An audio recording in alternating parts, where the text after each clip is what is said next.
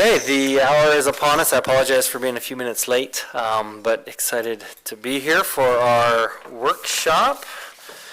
Let me get to where, so this workshop is to discuss the Community Development Block Grant, commonly referred to as CDBG. On that, I finally got that down and those letters in the right order. So excited to have Dominique here tonight. So Dominique is our CDBG specialist. She does an amazing job. Is really taking the bull by the horns in this position and has learned so much the last, how long have you been with the city now? A full year on the 19th of June. Very good, excellent. Yep. So, and she's been doing amazing work and really excited for all of that. So this is your second presentation, if I'm not mistaken, or I even think it's more, like my perhaps. fourth. So now, I remember your first one, you were so nervous, and now you're like, yeah, this is just, I'm a pro, I'm good to go. So, okay, well, we'll turn it over to you, and then after that, we'll see if we have any questions from council. Okay. Thank you. Is it? Sent it? Yes, I did.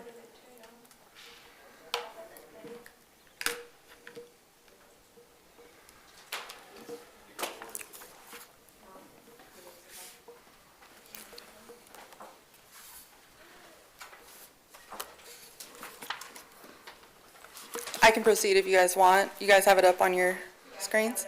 Okay, I have it printed out, so I can just move forward. Okay. If that's okay, I'll proceed so we don't go over time. Yeah, you're good. Okay. So I am the administrator of our CDBG program. So this is in regards to our annual action plan that I have put together. It's currently in draft form. And so by HUD requirements, I am required to do a workshop, a public hearing, that kind of thing. So on the second page, overview of the CDBG program. What is CDBG? It's a very hard acronym to get down, like the mayor said. It took me a while as well. It is the Community Development Block Grant, and this is a HUD program. As many of you may know, we became an entitlement in 2016, and it's when we hit the 50,000 population mark. Essentially, the ultimate goals and focus of CDBG as a whole is to create decent housing. It focuses on a suitable living environment for residents, and it helps expand economic opportunities within our community. Page 3. So funding activities with CDBG. CDBG is known to be the most flexible HUD program that there is, but with flexibility there also comes categories and objectives that we have to follow. To fund activities with CDBG, each activity has to meet a national objective, and there are 3 to choose from that are given by HUD. The first one is benefiting low and moderate income persons. This is also known as LMI persons in the CDBG world. Second is aiding in the prevention or elimination of slum and blight. And lastly, meeting an urgent need such as recovery after a tornado or serious immediate threat. The most common national objective is benefiting low and moderate income persons. 99% of the time, this is what us entitlement communities use, and this is what the City of Caldwell currently uses. It should also be mentioned that if an activity doesn't meet a national objective, it is then considered out of compliance with federal code and cannot continue or occur. Next slide. What are the characteristics of a successful community development block grant? Having been in this role now for a year, these are some of the things that I feel are successful, and also from what I've taken from our sister cities and other states. Continuous and ongoing collaboration and networking within the community with partners and agencies throughout the Treasure Valley. I've been able to be a part of several coalitions and committees, and by doing so, I found what the need is in reality within Caldwell and just the Treasure Valley as a whole. Listening to our citizens' feedback year-round. I do get feedback year-round through phone calls, emails, simply walk-ins coming into City Hall. And it's not just for assistance, but they also are saying, hey, we could really use this. We could really use that. I haven't heard of this, or I haven't heard of that.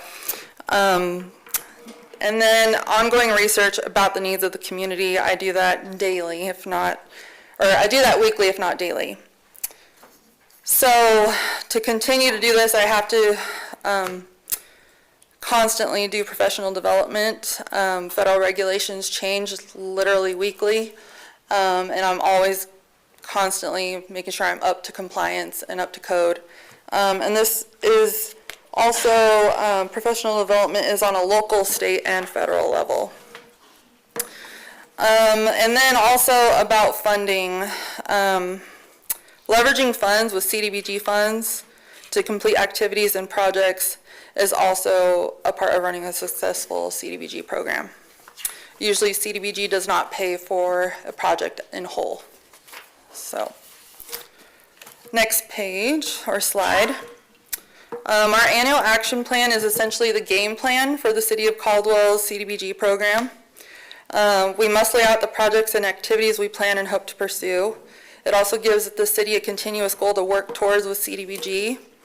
HUD requires us to submit this.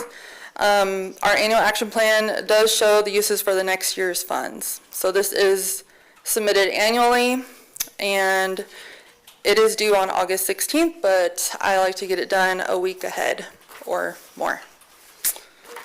Next slide. CDBG activities in 2024. Are you all still with me? Are you tracking? Just want to make sure. I know it's a lot of information squeezed in. Okay. So in our current action plan that I have created, we have these eligible activities mentioned. We're focusing on acquisition and disposition. We use this as a way to support the creation of new rental housing and homeowner housing. The second is public facilities and improvements. These facilities can include centers for seniors, persons with disabilities, youth centers, child care centers, community, and more. Improvements include construction or installation of streets and sidewalks, water and sewer improvements, tree planting, decorative street lighting, benches, and more. Third eligible activity is public services. This also includes senior centers, child care centers, emergency rental assistance, home buyer down payment assistance, and more. The fourth eligible category that I have mentioned is housing.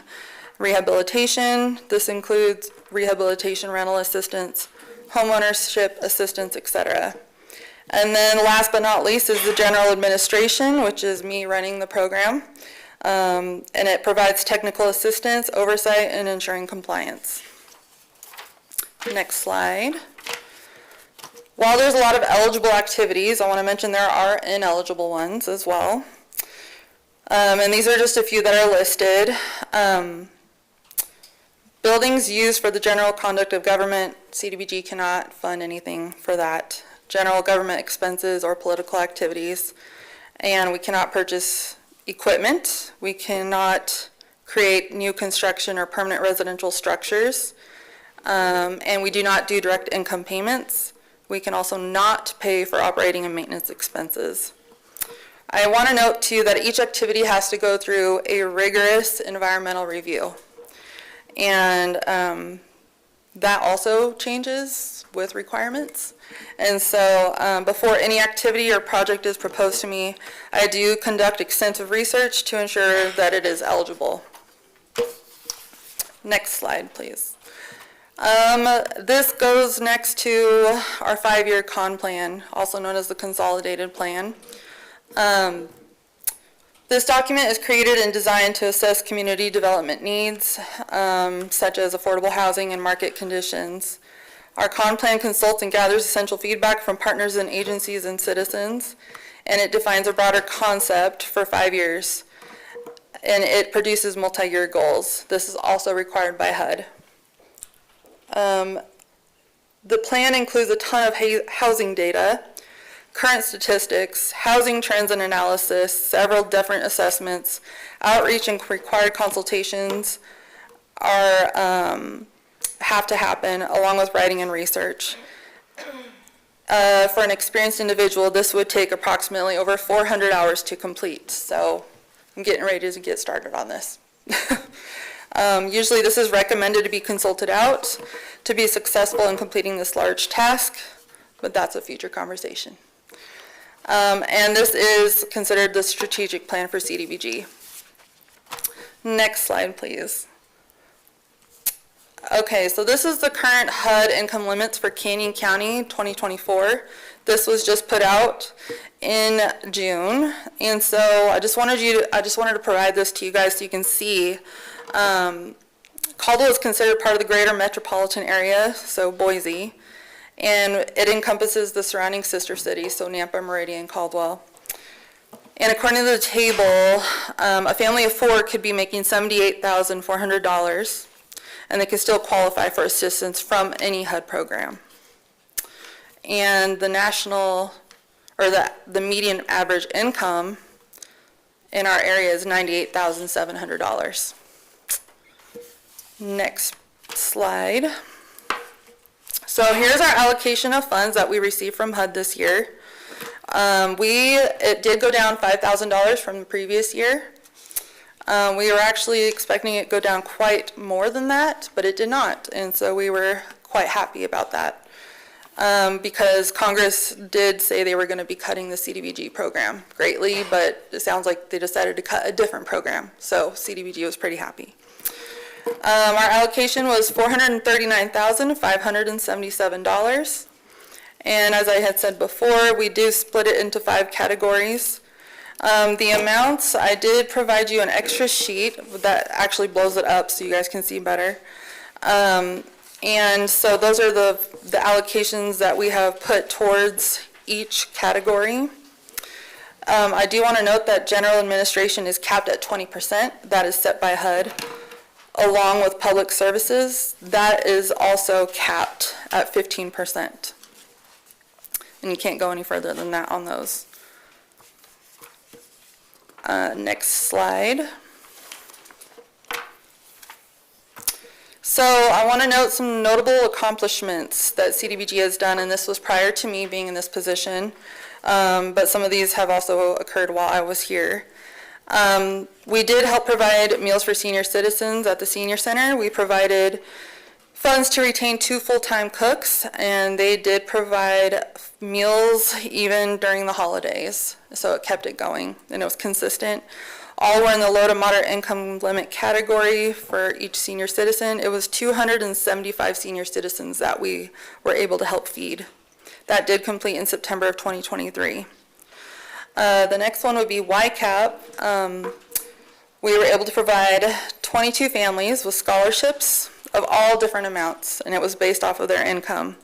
This was also completed in September 2023, and it helped keep students, or children, it was mostly preschool students, being able to continue to go to school and not be affected by having to stop and then start up again when their parents could afford it. So that was great. A next one would be Hope Plaza 3. And this is apartments, and CDBG helped with acquisition of property. This was program year 22, but it did not finish until 23 fiscal year. We were able to help 28 families secure multifamily housing, and they were all low to moderate income residents in Caldwell. And last but not least, I'd like to mention Westview Lofts 2. We helped with acquisition again, provided $150,000 to build 26 multifamily housing units for low to moderate income residents. This was done in August 2023, and they are still being built, but the acquisition took place in August of last year. And we've been implementing the Neighborly software program, which has changed my life for the better, helping the grant run smoother. And our subrecipients, who would be partners or agencies that are using CDBG funds, use that program to submit reimbursements, that kind of thing, and all the reporting that is required. Next slide, please.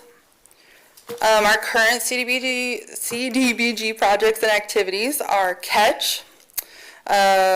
We partnered up with them to help provide emergency rental assistance and case management services, all for Caldwell residents, and they are all low to moderate income. Also, Jesse Tree, same thing. Let me go back to Catch. We gave a total of $85,000. They are still spending this down. Some of it was with CV funds, which is COVID funds, and regular funds. Jesse Tree, we are doing similar, it's just rapid rehousing, $55,000. They were also given COVID and regular funds. Elgin Street, there's 10 single-family units being built on this land. I'm gonna take a drink of water. $50,000 was given per lot.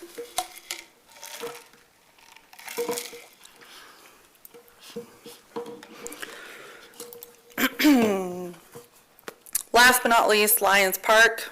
We are in discussion about this. It's still in the early stages, but we're looking at doing sidewalks, pathways, and a sound barrier installation. This has not gone out to RFP. Next slide. Sorry, I have something in my throat.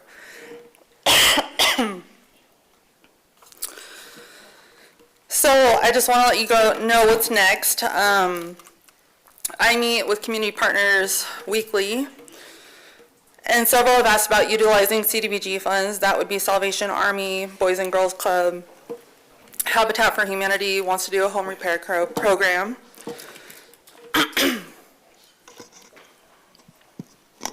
Sorry, I have a tickle in my throat. I'm hoping to be involved in some more public infrastructure projects such as sidewalk repairs, but this has to be for a larger area and is not done sidewalk by sidewalk, and an environmental review would have to be done, and it's on a larger scale. My question is, what activities would City Council like to potentially see being done by CDBG? That is all I have. Very good, excellent. So maybe before we get into that question, one thing that I did want to have I had a question for is Bellardi Crossing on Elgin Street. Where is that located exactly on it? What part of Elgin? 14th and Elgin, I believe it's Hope Plaza. Oh, okay, so up there. Okay, I was wondering if that was it. Okay, excellent. Well, that was a great question. So, council, what would you like to see? We'll start down there at the end. First of all, thank you very much for your presentation. It's always good and to the point, and we like that up here. I'm all for the sound wall out at Lions Park. I've been there before. I believe the mayor was there as well, and you can barely speak when you're out there and the traffic going by. So I think you're on the right path there. So if I had to support one instead of giving you another idea of where to put the money, I know that you're in those negotiations now. We're trying to figure that out, but I would be very much in support of some sort of sound wall for our children that are running around Lions Park.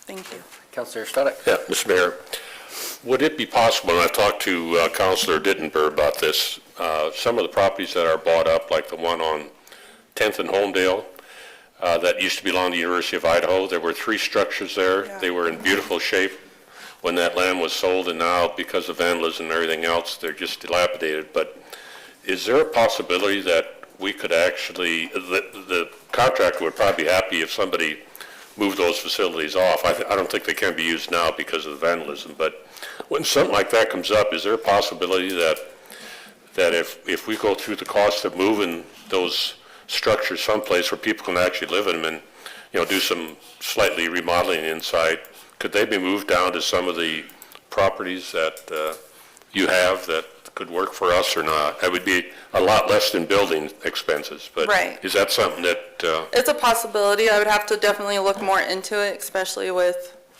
I'm going to refer to Ms. Collins over there. The planning and zoning and all that kind of thing, but I haven't even thought of that one, so. I just, there's going to be a lot of that coming up, I think, here in the near future, especially if we keep expanding. And I know the Caldwell Housing District couldn't do anything about it because you and I discussed that, Mike. But maybe this would be something that this outfit could do, and I think it would really help a lot of disadvantaged people at a low cost. So, Thank you. thank you. Councilor Dittenberg.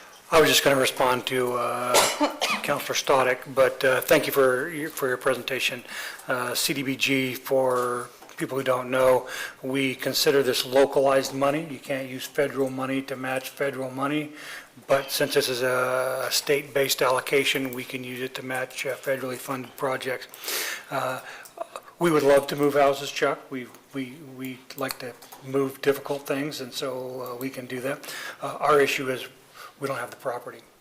And property now is almost making moving houses cost prohibitive, so just as simple as, I'd love to move them. Counselor Allgood. Yeah, Dominique, I'm trying to remember the name, the mayor may remember the name of the construction company. They have helped us a number of times. They've built houses down in the north end on Elgin and Denver. I Autumn believe- Gold? That's them, yes, thank you. Are we looking at any projects with them to continue down in that area? For right now, not yet, but Belardi or Elgin Street, that is their project. Oh, okay. And so that one literally just got pretty much wrapped up, like expending the funds yesterday. Oh, okay. Well, and I'm in agreement with Counselor Doty. I think an investment down in that north end of town, there's some real value there. I would love to see us to increase our investment down there and help those people, because there's a lot of nice stuff happening down there. People are building some nice houses. Yeah. And I think we should participate in that. That is my next focus. It's always kind of been in the north end, but definitely want to keep expanding that way. Thank you. Okay, any other feedback for Dominique? Okay, excellent. Thank you so much. Thank you, Appreciate guys. that. That is all that we did have on for our workshop this evening. So again, do appreciate the precision of your presentation. So that we will adjourn at this time, and we will be back at 6 p.m. to begin our regular scheduled city council meeting.